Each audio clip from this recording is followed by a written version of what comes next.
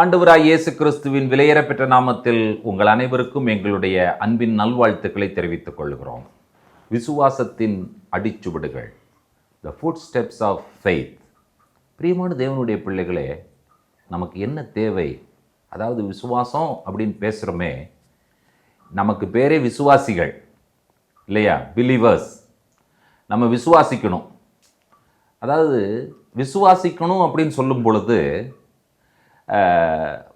காணாத ஒன்றை எப்படி நான் விசுவாசிப்பது என்கிறதான ஒரு கேள்விதான் நமக்கு ஏற்படும்.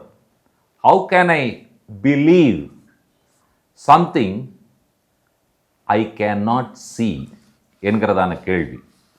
வசனம் சொல்லுகிறது, பவுல் என்ன சொல்லுகிறார் என்பதை வாசிக்க கேட்கலாம். 2 கொரிந்தியர் 4ஆம் அதிகாரம் 17-18 வசனங்களை வாசிக்க கேட்கலாம். மேலும் காணப்படுகிறவைகளை அல்ல, காணப்படாதவைகளை நோக்கி இருக்கிற நமக்கு அதிசீக்கிரத்தில் நீங்கும் லேசான நம்முடைய உபத்திரவம் மிகவும் அதிகமான நித்திய கனமகிமையை உண்டாக்குகிறது. ஏனெனில் காணப்படுகிறவைகள் அநித்தியமானவைகள், காணப்படாதவைகளோ நித்தியமானவைகள். பிரியமானவர்களை, பவுலினுடைய வார்த்தைகளை கவனித்தீர்களா? அதிசீக்கிரத்தில் நீங்கும் இந்த லேசான உபத்திரவம் என்று சொல்லி அவர் குறிப்பிடுகிறார். இன்றைக்கு மக்களுடைய பிரச்சனை என்னன்னு கேட்டீங்கன்னு சொன்னா உபத்திரவம் தான்.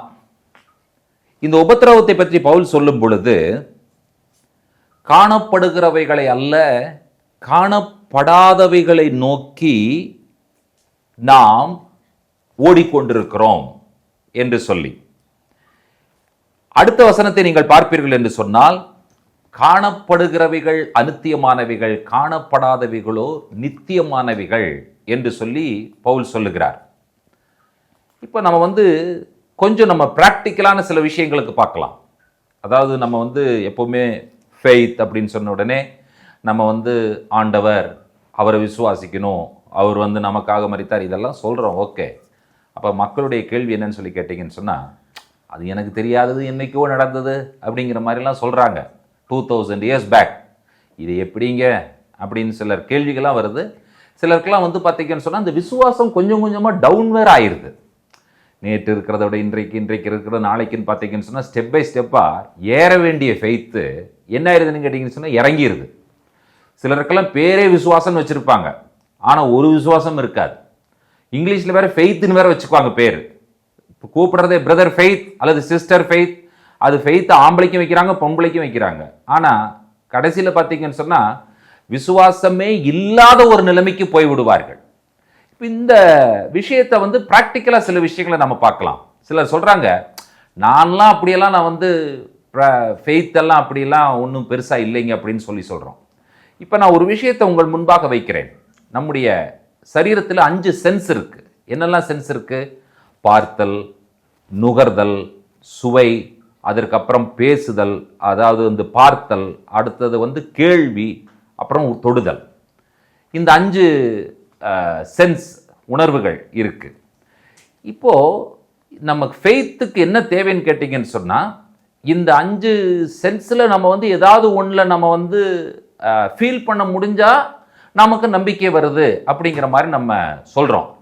அதாவது ஒன்றா கேட்கணும் ஏதாவது சில விஷயங்களை, இல்லாட்டி ஸ்மெல் பண்ணி பார்க்க வேண்டியது இருக்கும், இல்லாவிட்டால் நார்வில் வைத்து ருசிப்பது, இல்லாவிட்டால் கண்களால் பார்ப்பது, இல்லாவிட்டால் தொட்டு பார்ப்பது. இது எதுவுமே இல்லாமல் நம்ம எப்படி நம்பிக்கை வைப்பது என்று சொல்லுகிற ஒரு கேள்வி. நல்லா கவனிங்க. இந்த உலகத்தில் இந்த ரேடியோ வேவ்ஸ் இருக்கு. பார்க்க முடியுமா? ஒன்றுமே செய்ய முடியாது. தொட முடியுமா? ஒன்றுமே செய்ய முடியாது. இதை நம்ம இருக்குது நம்புறோம்ல. நம்மளுடைய பார்வையிலே புலப்படாத, அதாவது சென்ஸில் புலப்படாத விஷயத்தை நம்மளால் நம்ப முடியுது. இன்னும் ஒரு விஷயத்தை நான் சொல்கிறேன், கவனிங்க. இந்த உலகத்தில் வாழ்கிற வாழ்நாள் முழுவதும் நம்ம என்னதான் பண்ணிட்டு இருக்கிறோம்னு சொன்னால் ட்ரஸ்ட் பண்ணிட்டு தான் இருக்கிறோம். ஃபெய்த் இல்லைன்னா இந்த உலகத்தில் லைஃப்பில் வாழவே முடியாதுங்க. எப்படி? அதாவது நீங்கள் போய் ஒரு மெக்கானிக் ஷாப்பில் உங்கள் காரை விடுறீங்க, அது டயருக்கு போல்ட் போடணும், இன்ஜின் இருக்கிறது, அதற்கு பிறகு பிரேக் இருக்கிறது. இப்போது நமக்கு தெரிந்த விஷயங்கள் என்னன்னு கேட்டிங்கன்னு சொன்னால், அந்த ஸ்டீரிங்கை சுற்றுனா அந்த கார் போகுது, திரும்புகிறது. அடுத்தது அந்த இன்ஜினை ஸ்டார்ட் பண்ணும் பொழுது இன்ஜின் ஆன் ஆகிவிட்டது, பிரேக் அமுத்தினா பிரேக் ஒர்க் ஆகிறது, ஆக்சிலேட்டர் கொடுக்கும்போது இந்த ஆக்சலரேஷனில் வண்டி ரைஸ் ஆகி இன்ஜின் ரைஸ் ஆகி போகிறது. நம்ம பார்க்கவே முடியாது. இப்போ டயர் மாட்டியிருக்கான், அதை கரெக்டாக போல்ட்டு போட்டிருக்கானா இல்லையான்னு நமக்கு தெரியாது. ஆனால் ட்ரஸ்ட் பண்ணுறோம். ட்ரஸ்ட் பண்ணி ஃபெய்த்தோடு தான் நம்ம என்ன பண்ணுறோம்னு சொன்னால் அந்த வண்டியை ஓட்டி கொண்டு போகிறோம். மெக்கானிக்கை ட்ரஸ்ட் பண்ணுறோம்ல நம்ம. சரி, அதை விடுங்க. நீங்கள் ஒரு பேக்கரிக்கு போகிறீங்க, ஒரு கேக் அல்லது பிரெட் வாங்குறீங்க. இப்போது உங்களுக்கு மனசில் ஒரு கேள்வி வருதுன்னு வைத்துக்கொள்ளுங்கள், இதில் ஒருவேளை விஷம் கலந்துருப்பானோ அப்படிங்கிற ஒரு கேள்வி வந்ததுன்னா நீங்கள் அதை சாப்பிட முடியுமா? யோசிச்சு பாருங்க பார்க்கலாம். அப்போ நீங்கள் என்ன பண்ணுறீங்க? ட்ரஸ்ட் பண்ணுறீங்க. என்னதை ட்ரஸ்ட் பண்ணுறீங்க? இல்லை, இதில் விஷம் இருக்காது, இது நல்ல பொருள் தான், இதில் உண்மையாக செய்திருப்பார்கள், சுத்தமாக இருக்கிறது என்கிறதான் அந்த ட்ரஸ்ட் வச்சு தான் நீங்கள் என்ன செய்கிறீர்கள் என்று சொன்னால் நீங்கள் அந்த உணவை உட்கொள்ளுகிறீர்கள். அது பிரெட்டாக இருக்கலாம், கேக்காக இருக்கலாம், இட்லியாக இருக்கலாம், சாம்பாராக இருக்கலாம், எந்த வகையான உணவுப் பொருளாக இருக்கலாம். இதை போல வாழ்க்கையினுடைய ஒவ்வொரு அங்குலமாக நீங்கள் ஆராய்ச்சி செய்து பார்த்தீர்கள் என்று சொன்னால் விசுவாசம் என்கிறதான விஷயத்தை மையமாக வைத்துத்தான் ஒவ்வொரு மனிதனுடைய வாழ்க்கையும் ஓடிக்கொண்டிருக்கிறது என்பதை நீங்கள் ஒத்துக்கொள்வீர்கள் என்று சொன்னால் நம்முடைய ஜேர்னியில ஆண்டவரை நாம ரீச் பண்றதற்கு நமக்கு தேவை என்னன்னு கேட்டீங்கன்னு சொன்னா நமக்கு சுவடுகள், அடிச்சுவடுகள் தேவை. அந்த ஃபுட் ஸ்டெப்ஸுக்கு பேர் என்னன்னு கேட்டீங்கன்னா faith. We must have the footsteps of faith to reach our Lord Jesus Christ. விசுவாசித்தால் தேவனுடைய மகிமையை காண்பாய். எத்தனை இடத்துல ஆண்டவர் சொல்லியிருப்பார் யோசித்து பாருங்கள் பார்க்கலாம். விசுவாசம் இல்லாத இந்த சந்ததியார், இஸ்ரவேலருக்குள்ளும் இப்படிப்பட்ட விசுவாசத்தை நான் காணவில்லை, நீ விசுவாசித்தால் தேவனுடைய மகிமையை காண்பாய், இந்த வியாதியை சுகமாக்க என்னால் முடியும் என்று சொல்லி நீ விசுவாசிக்கிறாயா? கர்த்தர் கேட்கிறார் இல்லையா? பிரியமான தேவனுடைய பிள்ளைகளே, நாம் ஒன்றை நம்ப வேண்டும். என்ன நம்ப வேண்டும் என்று சொன்னால், நான் ஆண்டவருடைய பிள்ளை, என்னுடைய வாழ்க்கையில ஆண்டவர் எல்லா காரியத்தையும் நன்மைக்காகவே அனுமதிக்கிறார் என்கிறதான விஷயத்துல நம்பிக்கை இல்லாதவர்களால் இந்த உலகத்திலே ஆண்டவருடைய விசுவாச வாழ்க்கையை வாழவே முடியாது. பவுல் சொல்லுகிற வார்த்தைகளை வாசிக்க கேட்கலாம். ரோமர் 8:28. அன்றியும் அவருடைய தீர்மானத்தின்படி அழைக்கப்பட்டவர்களாய் தேவனிடத்தில் அன்பு கூறுகிறவர்களுக்கு சகலமும் நன்மைக்கு ஏதுவாக நடக்கிறதென்று அறிந்திருக்கிறோம். புரிஞ்சுதா உங்களுக்கு? அவருடைய தீர்மானத்தின்படி நாம் அழைக்கப்பட்டு தேவனிடத்தில் நாம் அன்பு செலுத்துவோம் என்று சொன்னால் அந்த அன்பு தாங்க nothing but faith. You cannot separate the love and the faith.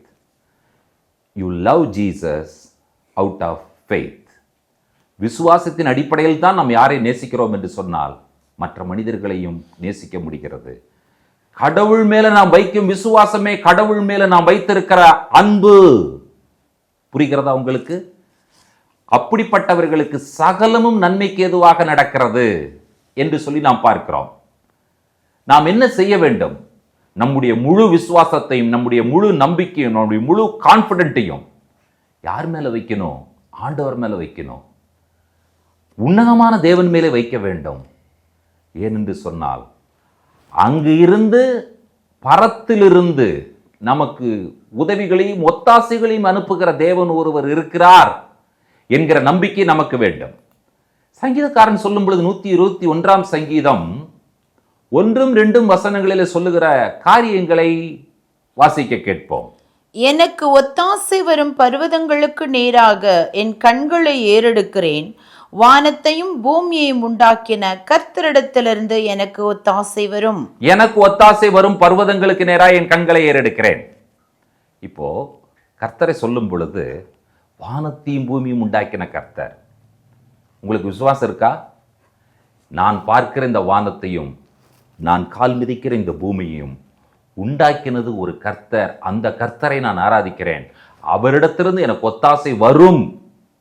By faith, if you confess, definitely the help from above will reach you and your family. உங்களையும் உங்களுடைய குடும்பத்தையும் நிச்சயமாக பரலோகத்திலிருந்து ஒத்தாசை அனுப்பி பாதுகாக்க ஆண்டவர் போதுமானவர் என்பதை நீங்கள் அறிந்திருக்கிறீர்கள். அப்ப நம்முடைய ஃபெய்த் என்ன அப்படின்னு சொல்லி கேட்டீங்கன்னு சொன்னா, எஸ், என்னுடைய ஆண்டவர் தான் இந்த வானத்தையும் பூமியும் உண்டாக்கினார். நீங்க சொல்லலாம், சிலர் கேட்பாங்க, நீ பார்த்தையா அப்படின்னு சொல்லி. அதான்யா, வசனம் என்ன சொல்லுகிறது? நான் பார்க்கல, காணப்படுகிறவைகள் அனைத்தும் அநித்தியமானவைகள், காணப்படாதவைகள் தான் இட்டர்னல். நான் விசுவாசிக்கிறேன், நம்புகிறேன், காணப்படாததை விசுவாசிக்கிறேன். என்னுடைய இந்த விசுவாச பாதையிலே, என்னுடைய இந்த அற்புதமான விசுவாச பிரயாணத்தில் நான் அடியெடுத்து வைக்கிற ஒவ்வொரு அடியும் விசுவாச அடி. அதில் என்னுடைய டெஸ்டினேஷன் என்னுடைய மணவாளனாகிய கிறிஸ்துவை நோக்கின நம்முடைய விசுவாச பிரயாணம் ஆசீர்வாதமாகவும் அற்புதமாகவும் அமைய ஆண்டவராய் இயேசு கிறிஸ்துவின் நாமத்தில் உங்களை நான் அன்போடு வாழ்த்துக்கிறேன். ஜெபிப்போம். எங்களை அதிகமாய் நேசிக்கிற எங்கள் அன்பின் பரலோக பிதாவே, எங்களை விசுவாச வாழ்க்கைக்கு நீர் அழைத்திருக்கிறீர். நாங்கள் உண்மையில விசுவாசம் வைக்க வேண்டும் என்று சொல்லி எதிர்பார்க்கிறீர். காணப்படாதவைகள் மேல நாங்கள் வைக்கிற விசுவாசம் அது நித்தியமானது என்று சொல்லி நாங்கள் வேதத்தில் வாசிக்கிறோமே. சிலர் கேள்வி கேட்கலாம், காணாததை எப்படி விசுவாசிக்க முடியும் என்று சொல்லி. அதற்கு பேர் தான் விசுவாசம். எங்களுடைய இந்த பிரயாணம் ஒவ்வொரு அடிச்சுவிடும் நாங்கள் எடுத்து வைக்கிற அந்த அடி விசுவாசமாய் இருக்கிறது. உம்மை சென்றடைய, உம்மை வந்தடைய நாங்கள் ஆவலோடு காத்திருக்கிறோம். எங்களை ஏற்றுக்கொள்ளும், பலப்படுத்தும், வழிநடத்தும். இந்த வார்த்தைகளை கேட்டுக்கொண்டிருக்கிற ஒவ்வொருவரையும் குடும்பமாக தனித்தனியாக பேராக ஒவ்வொருவரையும் பெரியோர் முதல் சிறியோர் முதல் பெரியோர் வரை எல்லாரையும் கர்த்தர் ஆசீர்வதிக்க வேண்டும் என்று சொல்லி ஒப்பு கொடுத்து ஜெபிக்கிறோம். இவர்களுடைய விசுவாச வாழ்க்கை கட்டி எழுப்பப்படுவதாக. துதி கனமையும் உமக்கே ஏறெடுக்கிறோம். இயேசு கிறிஸ்துவின் வல்லமுள்ள நாமத்தில் வேண்டுகிறோம் பிதாவே. ஆமேன், ஆமேன். கர்த்தர் தாமே நம் ஒவ்வொருவரையும் நிறைவாய் ஆசீர்வதிப்பாராக. ஷலோம்.